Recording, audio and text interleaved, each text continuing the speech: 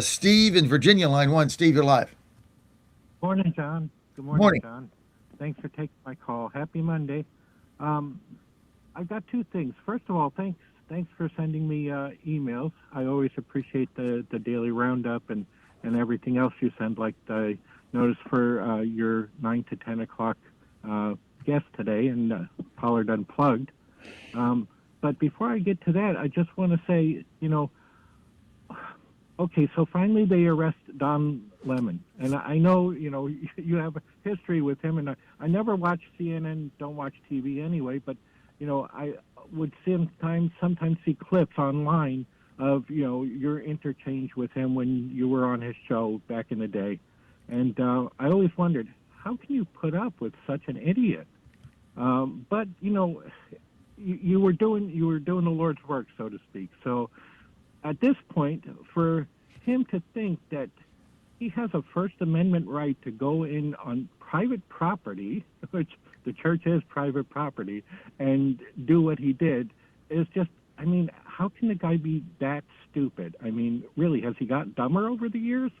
And, forget about the FACE Act and forget about, I hear Trump wants to, you know, pass a law to stop sanctuary cities and stop sanctuary states. And it's like, no, we don't need a law because we already have laws that take care of that. It's called, Abigail Spanberger, violating your oath is a reason for you to be tossed out of office, whether we have to do it by recall or by some other Steve, you statute. got a lot. You got a You lot have of. You got a lot of questions here. Let's break these down. Question number one is what? Don Lemon your first question? well, I mean, I don't. I still wonder how you put up with them. Actually, to be candid with you, Don was very different on air than he was in person. And whenever I went to New York to see him and to go live in the studio, you couldn't ask for a nicer guy. He was very nice to me. I always got a hug when I got in. He always thanked me for coming. Offline, we'd always, chat about things, and he was very nice. I mean, I just got to say that. I've said that online and on Facebook and things of that nature. I mean, I just tell you the truth. To me, he was very nice. Now on air, he had a shtick to do. He had a job to do, which was bash Trump supporters, Trump people. So I got it, right? So that's why I never took offense. And you get that when you go on there, but he never, there was only really one time he cut me off. We'd banter. He'd have Rick Wilson on, and we'd be yelling at each other, and he would let that go. So I had a great experience. In the, I guess 3 years I was with CNN. Everybody there was super nice. The green room people were nice. The makeup people were nice. I mean, they were always nice. I mean, it's a very nice company back then. I don't know how it is now. I was there during Trump won, but I enjoyed it, and he was always nice to me. So, was he dumb? No, I didn't think he was dumb. I didn't think he was dumb at all. I mean, you have intelligent conversations with him, but and you got to remember before he got into all this, he was an anchor there. I think at 5 o'clock from Atlanta. So, he's had a storied career. Them, I think what happens is you get Trump derangement syndrome and you just go off the rails. And right now, he's trying to build his career back by doing the podcast to get the clicks, and he's got to be 100% anti-Trump in order to do that to appeal to that audience. So, I really think that's what it is. I think he actually does believe that Trump's bad, you know. But at the beginning, you remember he used to interview Trump a lot. It was not that bad, but I'm not sure I answered your question, Steve. Oh no, you did. And basically, it seems like he has devolved over the years from what he used to be. Because I heard a clip of him actually saying something that made sense once, and that was one time. So it's like, I mean, you put up with a lot of things from a lot of very liberal Democrats that have always made me wonder how you do it. But I get it now. I mean, I've actually learned over the years from you that sometimes having the conversation is better than just ignoring them and hoping they'll go away. so I appreciate learning that from you, and you getting you first of all involved in even wanting to engage in any political activity. Going back to when you helped me become a delegate to the state convention at Wakefield. For the first. Oh, that was a long time ago. I do remember that. But Yeah, that was Steve, you gotta talk to people, and this is the whole thing. And I'll talk to anybody, and you got to have a conversation, and you got to be able to break through the nastiness. Like some people don't want to do that. I get it. I mean, I got people that don't want to talk to me, but when you talk to people, you get a better chance to understand their perspective. Doesn't mean you agree with it. You're still fighting it. But again, I go back to coaching basketball. Why do you watch the other team's film exhaustively? It's not because you want to be like them or you agree with them. You're trying to beat them, but you got to know what they're doing. And a lot of times, coaches will pull something you've never seen on the tape. You can also get overtaped. I used to say this to my assistants. Don't get overtaped. Overtaped means like everything you're thinking about is off those last 5 games they've had. They're going to come up with a new wrinkle, just like we are today. I mean, they're doing the same thing we are. So if you get overtaped, you can't think out of the box. And in a split second with a timeout, you have no ability to react to that because you've never seen it. So you got to be able to get outside the box a little bit. But Steve, good to have you call in. Thanks for reading our emails. Jonathan Pollard coming up today at 9:00. It's always interesting to have him on live from Israel. He's going to be with us 9 to 10. Susie Voiles is going to be joining us at the 7:00 hour. What is going on in Atlanta? Are we finally going to get to the bottom of these ballots? And of course, the Atlanta Fulton County executives are panicking. Why are they panicking? Election's over. Biden served as president. Ossoff is in there. Warnock's in there. You can't get him out. Why are you panicking? You're panicking because these fake ballots are going to be exposed finally, which we have been saying for 6 years. That's why I bought that station in Atlanta over that. Why Ann decided to buy it. Steve Areno, Virginia. Thank you, Steve. Good to hear from you today, and glad that we got you as a delegate in Wakefield. Beautiful place. The diner's there still, I think, right? The Virginia Diner. Great place. I used to go there and order the catfish. Fresh. I think they caught it out in the back or something. The stream back there. Rob in New York, line 2. Rob, you're live. Good morning, John. Yo! I don't know. Unbelievable. I'm glad you're in a good mood because I was in a good mood until I heard the thing in North Texas. How many more of these special elections do we have to keep giving away? I just don't get it. We're going to lose them all, man. They gave How do away you get a Virginia. 31-point swing in 14 months? Like, how is it even possible? I don't know. I'd love to know. And it's like that same thing that happened in Tennessee 7, although the Republican did ultimately prevail.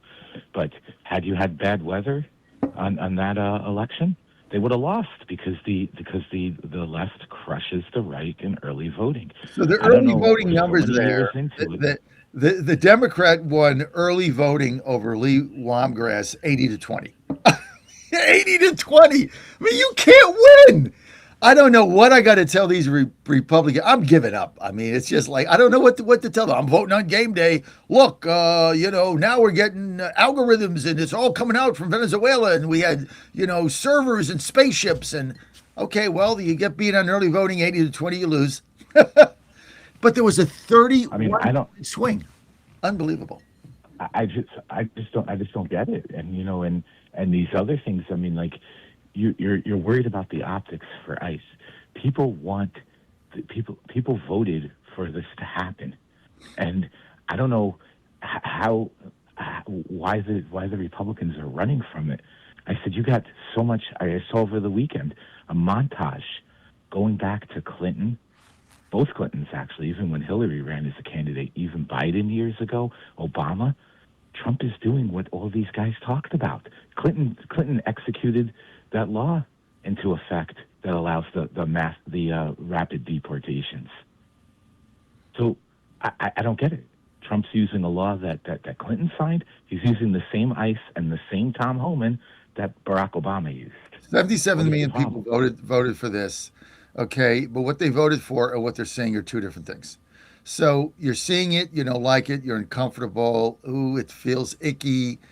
Somebody's at Home Depot, just trying to shape up for a job, and you're putting him in a paddy wagon and leading him off. And what about his family? And that's what people are seeing because we're inundated now with that. Okay, and what they're not seeing is the harm that these people have done to the country, the economy, and the Democrats need to go all in because that's their future voting base. I've said this a million times.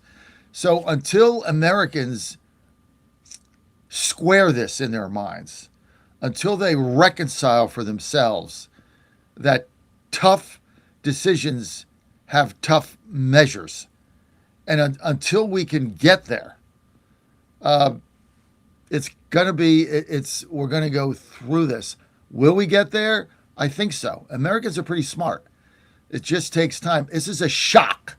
This is a jock shock when you see this. It's shocking to you because you've never seen it. And it's shocking and you don't like it. But over time, I think ICE will get better at what they're doing. And there won't be, incidents like we had with the shootings. They're still going to be going to Home Depot and rounding people up. And I think over time, Americans will reconcile that if you're going to be successful in doing this, you're going to have that because the alternative is amnesty, which is, see, this is what the Democrats want. They want amnesty. So if they get amnesty, they get welfare, and then they vote. Well, they get welfare anyway, and they vote anyway, but then it's legal.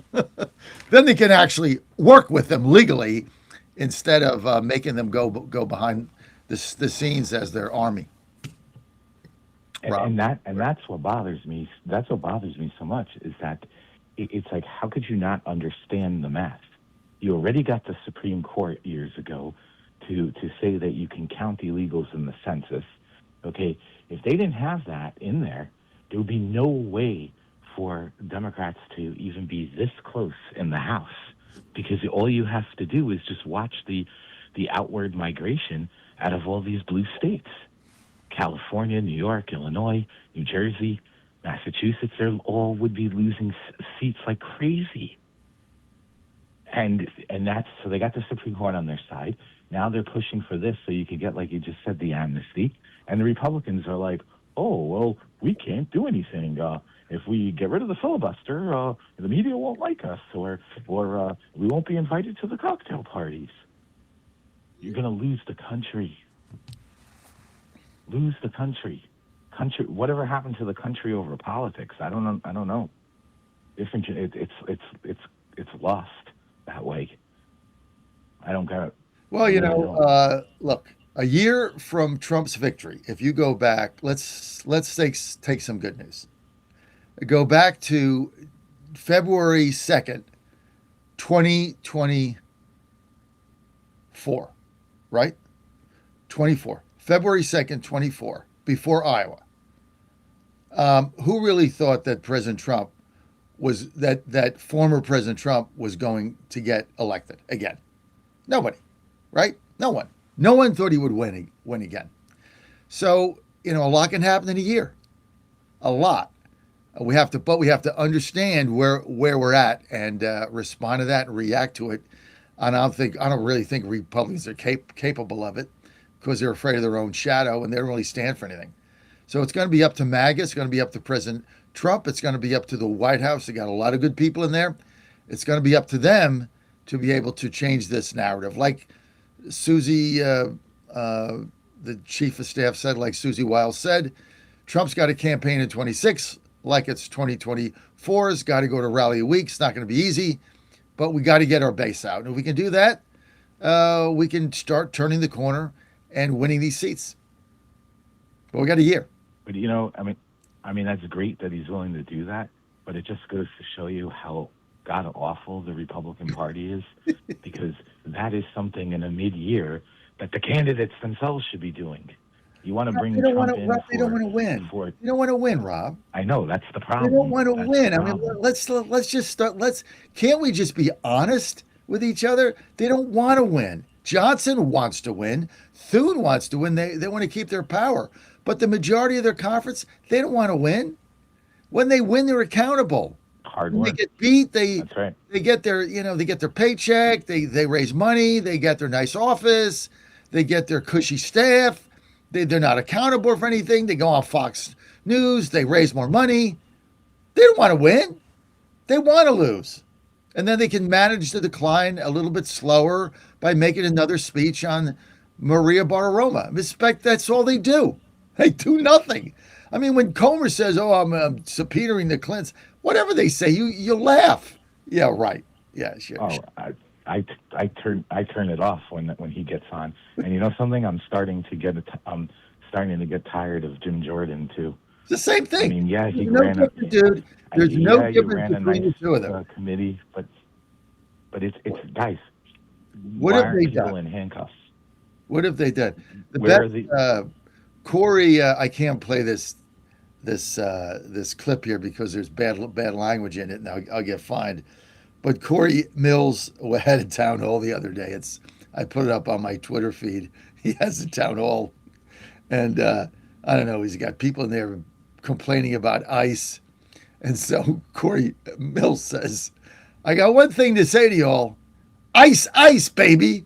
And they start going crazy and yelling at him and F word this. And this is the interesting thing about the Democrats. All of a sudden, they've embraced the F word. I mean, what is it like out of the blue? Everything they say now is the F word. They throw F bombs around on signs. Like, what does that make them like, manly man? What was it, James also Carville that said that the Democrats have feminized American men? He said they don't want you to. I didn't put that clip in there, Tyler, because it's too stupid. But he said Democrats don't want their men to drink beer, watch football, or have sex. Like Carville says, like what else is there to do in life? I agree with that, except the beer. I drink vodka. Other than that, I'm good to go. Listen, we got a long way, man. It's We just got a sad. long way to It's go. just sad to see. Economy is going to get booming. Well, I tell you, my friend Brandon Beach, Secretary, I'm sorry, U.S. Treasurer, lives in my building. Long friend of mine from Atlanta, and he's convinced that we're going to win the midterms. I told him you got to come in the studio and get on my show and tell everybody why, because he's very convincing, and he's the U.S. Treasurer. He's going to be signing your bills. So, all right, Robbie, I got to roll.